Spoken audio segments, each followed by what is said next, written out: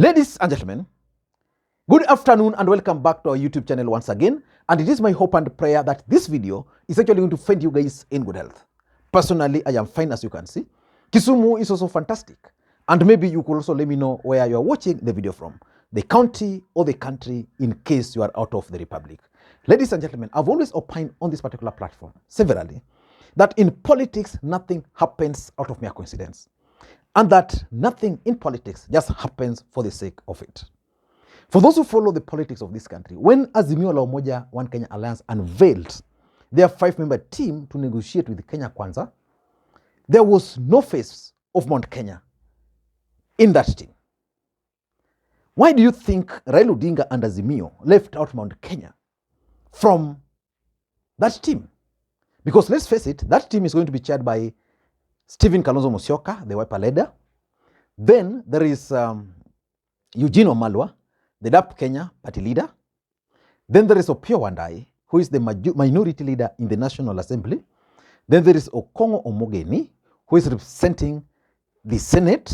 And then there is the Honorable for Malindi, Mnyazi. 5 members. Nobody is from Mount Kenya.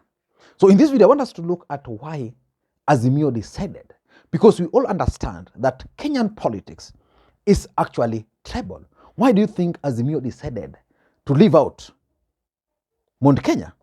The truth of the matter is that these are discussions which are currently ongoing. Let me play for you this short clip by Robert Alai so that you can understand, because Robert Alai actually revealed something before that team was unveiled. According to Robert Alai, there was a lot of pressure from Martha Karua to include Jeremiah Kioni in that team. But of course, you will also agree that Jeremiah Kioni has been consistent in Azimio. And majority of Kenyans actually expected either Jeremiah Kioni to be in the team, Martha Karua, if not even the former Murang'a governor, Mwangi wa Iria. Listening to Robert Alai before we proceed. Involving the other leaders? I don't think it's a problem with Azimio. I think the problem is we are pulling too much weight, especially as in ODM. Mm-hmm. We are doing a lot of work for some members of Azimio who are doing nothing. Mm-hmm.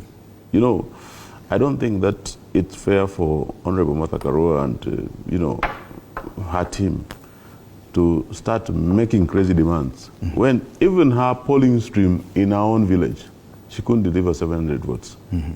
You know, even if my old village, leave alone my ethnicity, didn't want Fred Ndimuli. And I said I'm going to help Fred Ndimuli be the MCA of Onjiko Ahero ward, Onjiko Awasi ward in Nyando. I will deliver 700 votes. Mm-hmm. The president of the country, the most powerful person, could not deliver his own stream. Mm-hmm. But when we went for Mandawana, the first one, it was all about Uhuru. Farm raised, some few trees here destroyed, sheep which you can't account for. Second one, Chama inaenda. My party is being taken over. It was all about him. So you feel ODM is carrying all the weight for Azimio? We are carrying the weight for, not only Azimio, I think we are doing the work for President Uhuru. President Uhuru has a problem with President Ruto. They need to solve their problems. Mm-hmm. As in ODM, we need to be so military focused on what is for 2027. Mm-hmm. So that statement by Robert Alai actually kicked serious political storm within Azimio. And yesterday, for those who are keen, Martha Karua chaired some Mount Kenya leaders meeting involving Peter Munya, Kioni, and the former governor for Laikipia, Ndiritu. Again, if you look at that meeting, one man was missing, Mwangi wa Iria. And then later on, Raila Odinga, Kalonzo Musyoka also met with the same team. But I want us to focus on why Azimio did not appoint anybody from the mountain to this particular team. But before we do that, in case you're watching this channel for the first time, please take a second or two, click that subscribe button so that next time we produce a video like this, YouTube will automatically notify you. And to the subscribers, I want to continue thanking you guys for your continued support. Because without that support, this channel cannot be where it is. And without any further ado, let us dive in. And by the way, let us listen to Jeremiah Kioni very briefly before we proceed. Alayawa, wewe na Gachiedhera mumeingia kwa kikapu kimoja. Gachagua alisema kwamba ili uwe shareholder katika kampuni ya Sakayo lazima uwe ulimpigia Sakayo kura ama mliiba kura pamoja. Wewe pia unadai ya kwamba ili uwe katika kamati ya wale watu 5 wa Azimio lazima watu wa kwako pia wakufe. Tofauti ni kwamba baba ni mzalendo, hakubaliani na yale uliyasema, na sisi pia ni Wakenya ambao hatukubaliani na hayo. Wewe alai, washa uragai bwana. Unataka tukufe mara ngapi? Now there is that discussion within Azimio. For me, if you ask me one question, whether Uhuru was honest in supporting Raila Odinga, my answer has always been consistent. That personally, and that's my opinion, I strongly believe Uhuru Kenyatta really worked hard for Raila Odinga. The only problem was with Azimio La Umoja One Kenya. They took the campaign for granted. They started celebrating before the day. As a matter of fact, Uhuru Kenyatta was not the candidate. The candidate was none other than Raila Odinga. So the issue of agents should have been handled by none other than Raila Odinga using his own ODM party's structure. But let us not get into all those 2022 politics. Let us focus on why nobody from the mountain is actually represented in the Azimio team. Number one, the first reason why nobody from the mountain is in this team is because of Mount Kenya politics. You know, Martha Karua was Raila Odinga's running mate in the last election. And there are questions whether Martha Karua delivered to Azimio or whether she never delivered. The truth of the matter, and we can't run away from, is that Mount Kenya gave Raila Odinga close to 1.4 million votes. That's huge votes. But were those votes delivered by Martha Karua or were they delivered by Uhuru Kenyatta? The truth of the matter is that chances are that majority of those votes were delivered by Uhuru Kenyatta, Uhuru Kenyatta's support to Raila Amolo Odinga.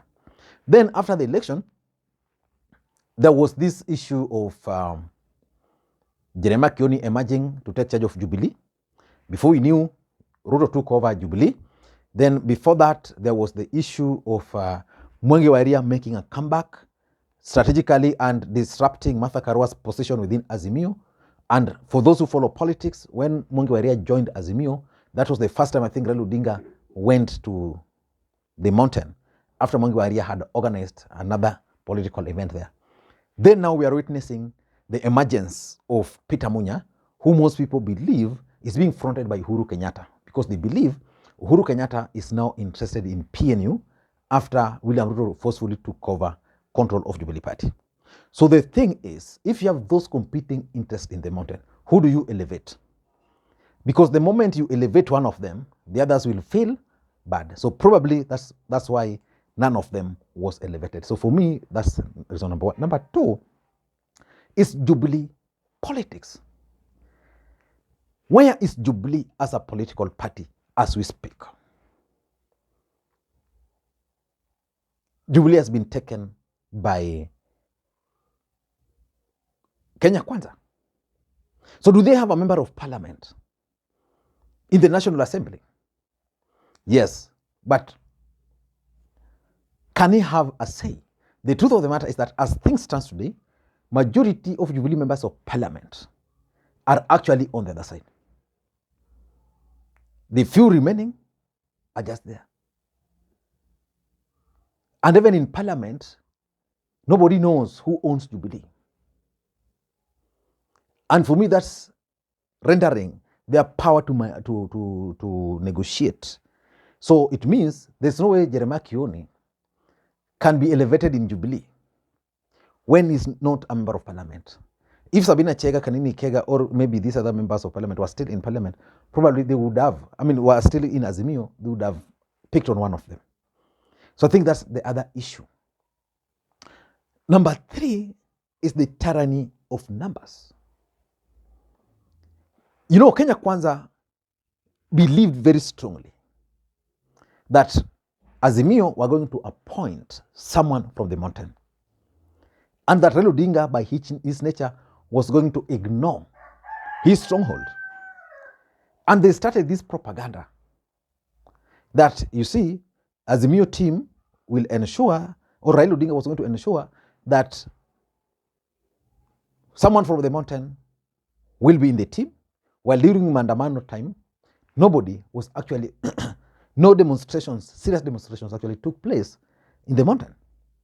So to avert those kind of Kenya Kwanza propaganda that Raila would still reward Mount Kenya at the expense of Azimio's stronghold, I think Raila Odinga decided that this time around, let us try with the tyranny of numbers.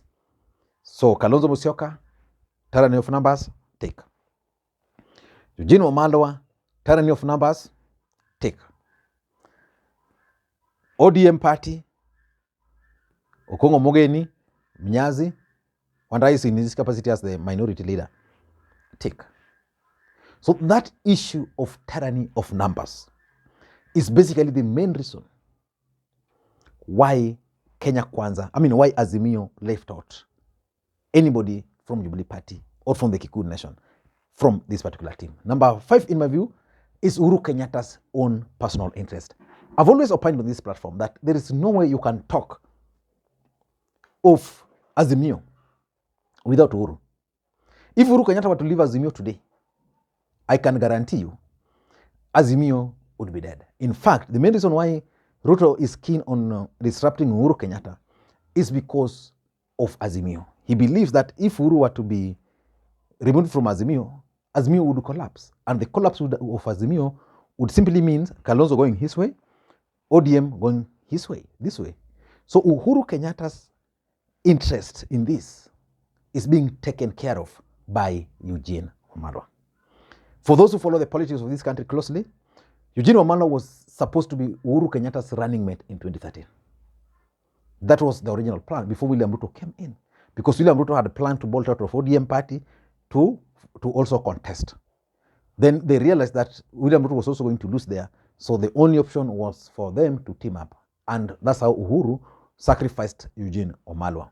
So for me, Uhuru Kenyatta's interest is what informed the choice of Wamalwa, and therefore they could not be allowed another choice. And lastly, there was a strong feeling within Azimio that Kenya Kwanza was going to have 1 or 2 individuals from Kenya Kwanza, from the mountain, to represent them. And indeed, when they named their team, there is Cecily Mbarire and there is Kimani Ichung'wah, which means Mount Kenya out of 10, there are 2. So which means, again, if they were to get someone from Azimio, they were going to be 3. So that would be something which was not going to really be taken seriously by others part of the country. So I don't know what you think. That's my take. Thank you guys, and may you have a good day. Bye-bye.